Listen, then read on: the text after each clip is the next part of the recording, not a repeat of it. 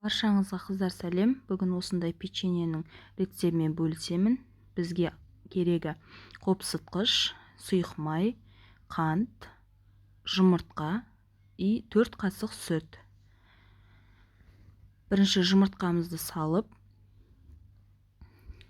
оның үстіне қантымызды саламыз. Қантты салғаннан кейін қыздар әбден араластырамыз. Жақсылап, себебі қант еру керек. Өстіп барлығын толықтай араластырып болып, жақсылап қанты жақсы еру керек қой қыздар. Одан кейін сұйық майымызды құямыз. Сұйық майды құйғаннан кейін де дәл солай жақсылап араластырамыз. Бәрі бірігіп, жақсы еру керек қант.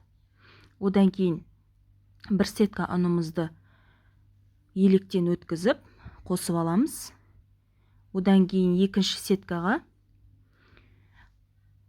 қамыр қопсытқышымызды салып, тағы да електен өткізіп ұнымызды қосамыз.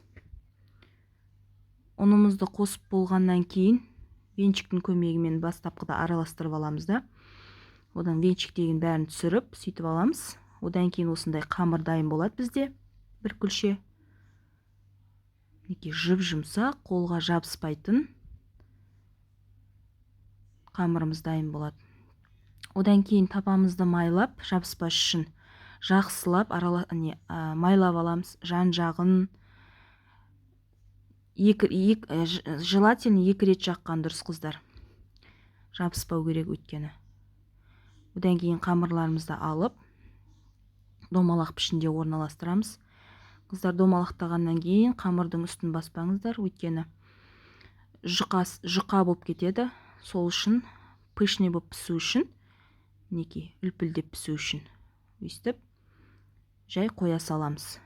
Сөйтіп барлығын орналастырып боламыз. Өйстіп домалақ барлығын. Міне қараңыздар. Осылай. Менде бірнеше дана шықты. Енді пешімізге 180 градуста 10 минутқа қойып аламыз. Қараңыздар қыздар. Осылай үлпілдек болып, жақсы көтеріліп піседі. Дәмін татып көріңіздер. YouTube каналыма тіркеліңіздер.